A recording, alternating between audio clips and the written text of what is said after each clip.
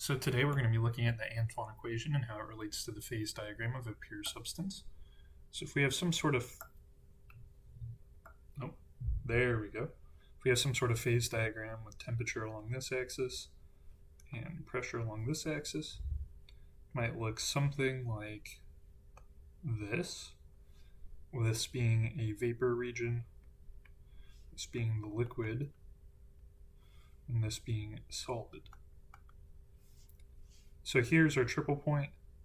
This is our liquid vapor curve, solid liquid curve, and then vapor solid curve. So as you go along the temperature axis, and the substance follows one of these curves, as the temperature increases, so does the pressure. Our Antoine equation is log base 10 of P equals A minus B over C plus T. Now, A, B, and C are just some constants. They differ depending on the temperature and the substance that you're looking at. So our goal is to, given pressure and temperature data, we're trying to find the constants for that substance. So the first way that we're going to do this is nonlinear regression. And the way we're going to solve it is using something called sum squared error. So sum squared error is a pretty simple idea. So for now, let's just say you have some linear equation, something like that, and it can be shown as mx plus b. So the slope plus a constant. Well, slope of each x plus a constant. And we have data points that fit somewhat close to our regression line. So our goal is to find the difference between each of these points and our model. So the equation for sum squared error in this case is the sum from index 1 to n, with n being the number of data points, of mx plus b, there we go, mx plus b minus y sub n squared. So the reason we square it is because we don't care if the difference is in the positive or negative direction. We just care that there's a difference between the actual data and our model. So this can be rewritten for other equations in a more generalized form. Oh, there we go. I'm new to using drawing tablets, so that's why I'm struggling so much. So we have our y of our model minus y of the data squared from I equals 1 to n. So the goal in doing this is to simply minimize the difference between our model and what we get when we plug in our values. So for this case, since we have pressure and temperature, all we have to do is minimize the difference between what our data says and our guesses for A, B, and C. We can't really do this by hand. We could, it would just take a very long time. So we're going to code this in Python and let it make iterative guesses at A, B, and C to determine the approximate values of A, B, and C using this method. So now that we've talked about how we can get the sum squared error of our Antoine equation to find A, B, and C, we can go ahead and code that up in Python. So the first thing we want to do is bring our values for temperature over here and pressure over here into our Python coding environment. So we're going to use a command, Windows shell command, wget, and normally what we do is just take this URL and it would import everything on this page. But we don't need everything on this page, we only need the data values. So we can click on raw over here. That'll just give us the raw values in the form of a CSV document. So we'll go ahead and copy that over. Okay, so now that we have our water vapor pressure.csv loaded into our environment here, we can import some things from other modules. And we'll say we want to import numpy. We'll import that as np. Accidentally turned on caps lock here. And then from scipy optimize, we need the minimize function. Not the right one. There we go. And then we will actually need that make subplots function. So from plotly dot subplots import make underscore subplots, and this will give us the ability to make some pretty graphs for our data and for our regression lines. And then we actually want to import the rest of plotly, so we'll say import plotly.io as PO. And then this last thing's a bit of a preference thing. po.templates.default will let us specify which template we want to use for all of our graphs, and we're going to use the dark template, just easier on the eyes. And then we'll go ahead and run that and see if anything's wrong with it. Looks good, so we can get into the actual coding. So we want to pull in our data values. So we'll say we have an array called data, and we'll set that equal to our water vapor pressure.csv. Oh, there we go. And so we want to load in the values of water vapor pressure.csv. So we'll use the numpy function load text, which will load in the text of this document as values. And for that, we need to specify a delimiter, which tells the function what is used to separate each of these values. In this case, it's a comma because it's a comma separated value list. There we go. So if we check what data is, so these are all our values for temperature and pressure. Temperature in the first column, and pressure in the second column. So now we need to split up our temperature and pressure so we can use it in our equation. So temperature is going to be equal to the first column of the data over here, regardless of what row it is. So we don't need, say, the first column in the first row. We need the first column, doesn't matter which row. So to say that, we'll say regardless of row, we want the first column. And the index is 0 because that's how Python does indexing. And then our pressure is going to be equal to the second column of data. So regardless of row, we want the second column. And then we can go ahead and check temperature and pressure. There we go. Here are our temperature values. Here are our pressure values. But we don't actually use the pressure values anywhere in our equation. Well, we do. But every time we use them, they're in the form of log base 10 of the pressure.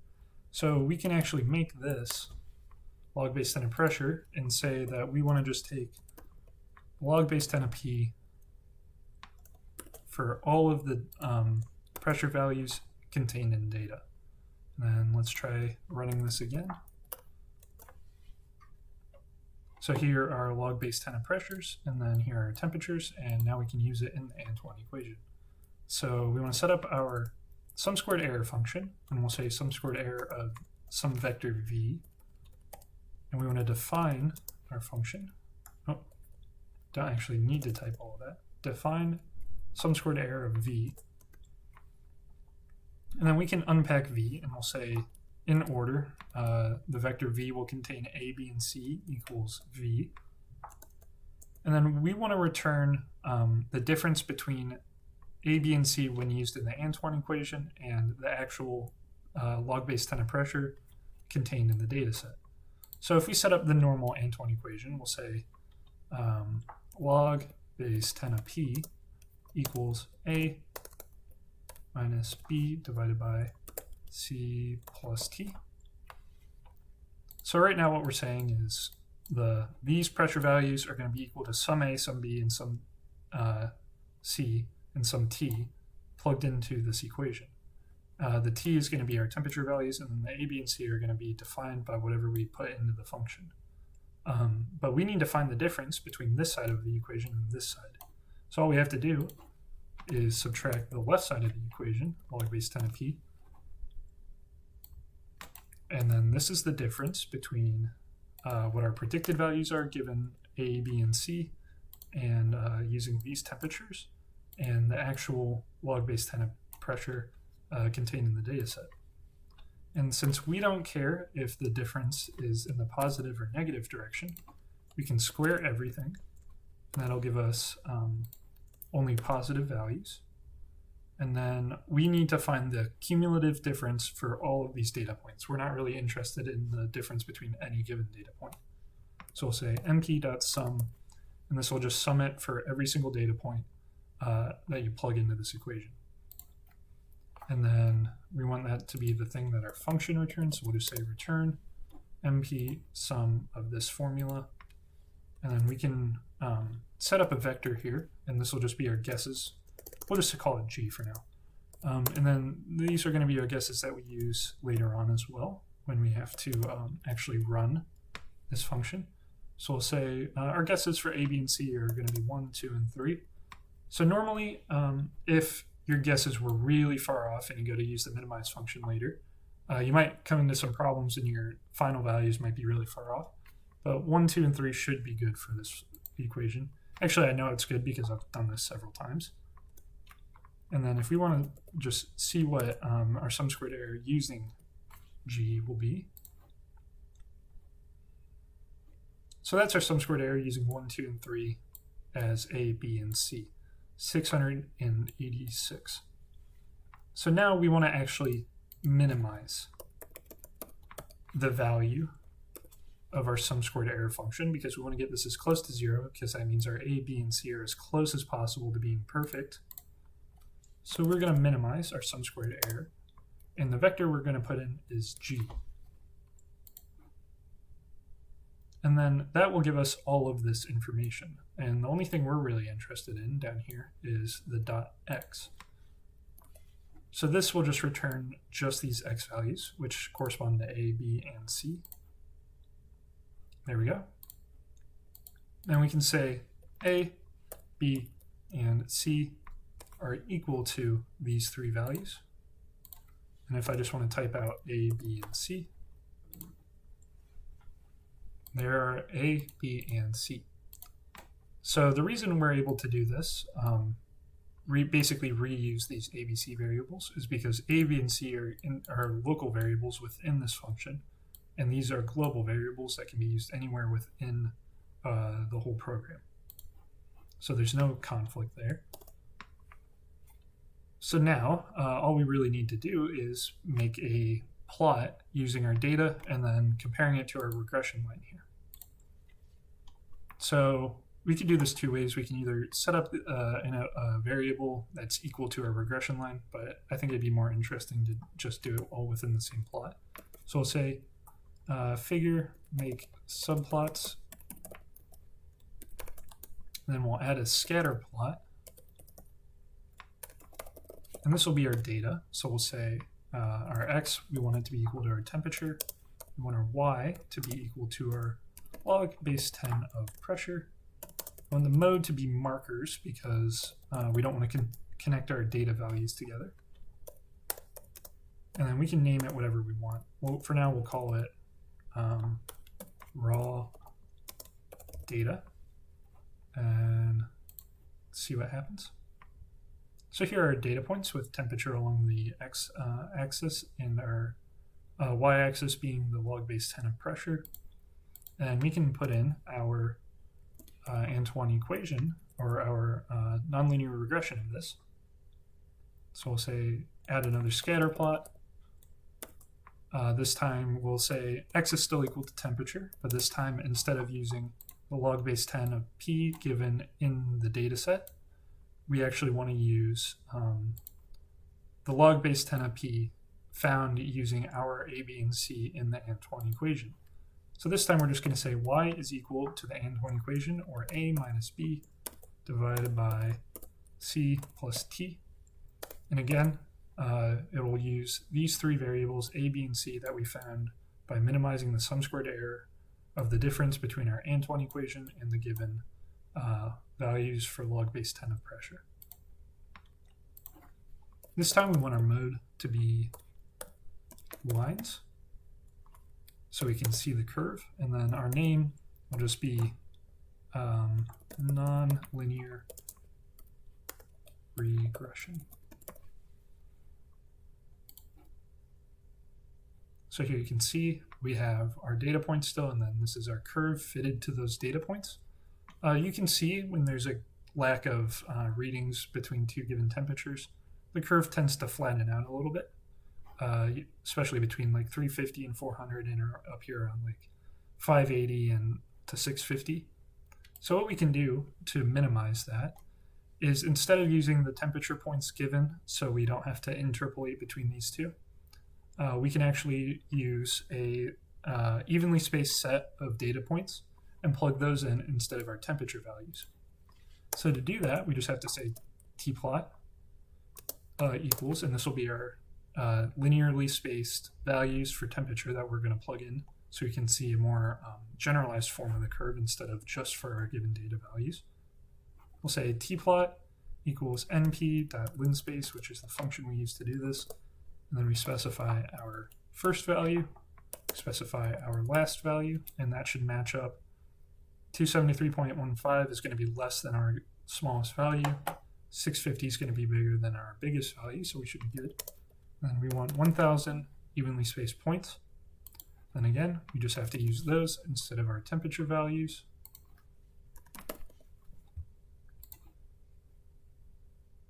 And as you can see here, it's much more curved between these data points. It's not quite as flat. And if you actually want to see the difference, we can do that.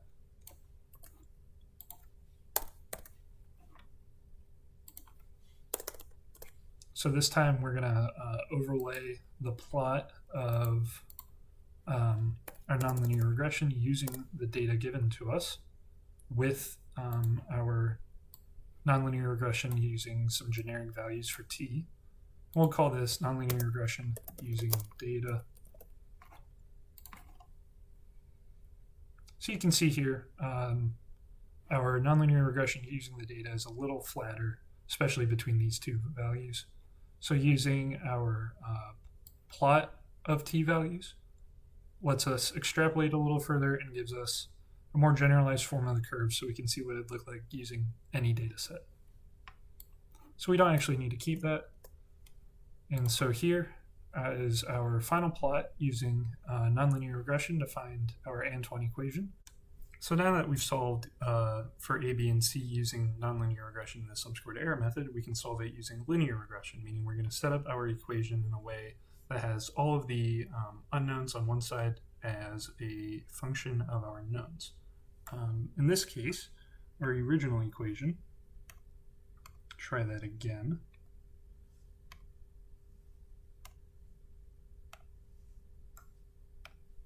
Our original equation is log base 10 of our pressure equals A minus B over C plus T. And again, our A, B, and C are all constants. So we want to express this in a way that has all of our unknowns on one side, which it already is.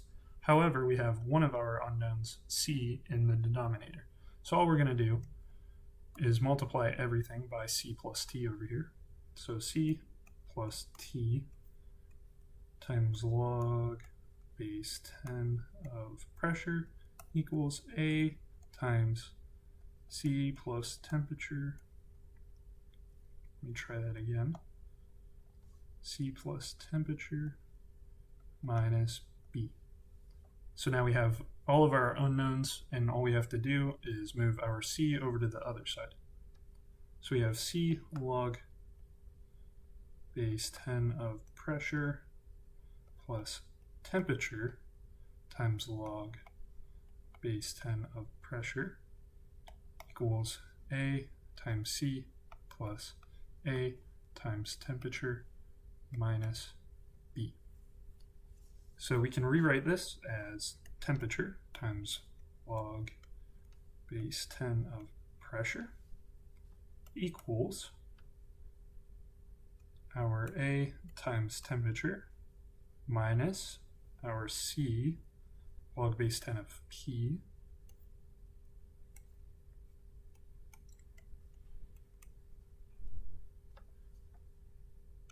plus A times C minus B. And actually we are going to flip the side that these are on. Let me get out my painting hand.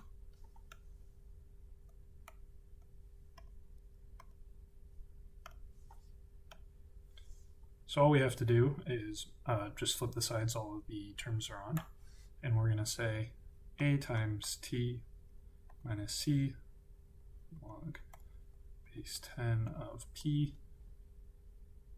plus A times C minus B equals our temperature times our log base 10 of our pressure. Now this temperature and this pressure, again, are based on the data given to us. And that it's also true for our temperature and our pressure over here. So we can express this as a set of overdetermined matrices multiplied by vector equals a matrix. All right.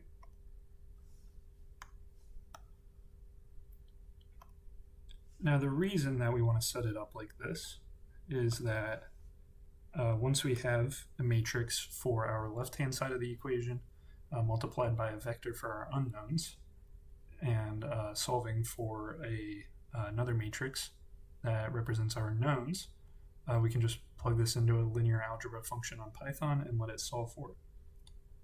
In this case, we're going to set up this matrix using our left-hand side of the equation, which has our temperature. I want to let us be able to see our actual equation here. We have our temperature minus our log 10 of P. And then over here, we're going to have A times T gives us our first term, so we're going to put that in. And C times log base 10 of P gives us our second term, so we'll put that in. And then we want to find a way to express these three within this design matrix when they're multiplied together. So we're going to just go ahead and add 1. Now the issue is there's no easy way to plug A, C, and B into our vector here without overcomplicating things or making it impossible for ourselves. So what we can do is actually say AC minus B is equal to D. We can just call this whole term D and plug that into our vector over here. So right now we have A times the temperature minus C times our log base 10 of pressure times D, or plus D times 1 gives us our left-hand side of the equation. And now all we need to do is write down our right-hand side of the equation, temperature times log base 10 of pressure. And there we go, we solve for the general form of the equation and put it into our matrices. Now we can do this for each of our data points. Go ahead and erase these little markings.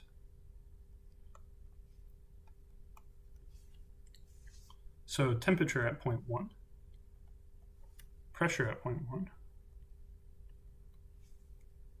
temperature at point 2 minus log 10 of pressure at point 2 plus 1 equals temperature at point 2 times log base 10 of pressure point 2 dot dot dot dot dot, and we can end up with temperature at point n log base 10 of pressure at point n equals temperature at here dot dot dot dot temperature at point n minus log base 10 of pressure at point n plus 1 multiplied by this vector over here equals our temperature times log base 10 of pressure at the same point.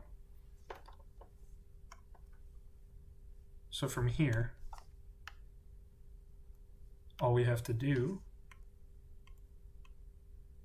is set this up in a way that we can easily solve this. So on this side over here, this vector is an n by 3 matrix. This is a 3 by 1 matrix. And over here, on our right-hand side, B is a n by 1 matrix. So what we can do is transpose or multiply everything by the transposition of Q. We'll call this vector Q. We'll call this one V, or sorry, this matrix Q, this vector V. And we'll call this matrix over here B. So when we multiply the transpose of Q times T times Q, or not Q times T, I should say, the transpose of Q times V equals transpose of Q times B. So on this side we have a 3 by n, which is our transpose of Q, times a n by 3 times a 3 by 1 equals an 3 by n times an n times 1. So what we'll end up with on this left-hand side, we're going to end up with a 3 by 3 times a 3 by 1 equals a 3 by 1, which is true. So from here, all we have to do is set up our arrays in Python and let the computer solve for A, B, and C. So now that we've looked at how to solve this using linear regression, we can go ahead and set it up in Python. So we're going to say our matrix Q is equal to the concatenation of our temperature, our negative log base 10 of pressure. And as we can see here, for every temperature, we have a 1 in the third column. So the way that we represent that in Python is MP1s like T. And all this is saying is that for every temperature reading in the first column, we want a 1 in the third column. And if we just want to take a look at Q, here are our temperatures, here are our negative log base 10 of pressures, and our 1s. So our matrix B on the right-hand side of the equation is equal to the temperature at point n times the log base 10 of pressure at point n.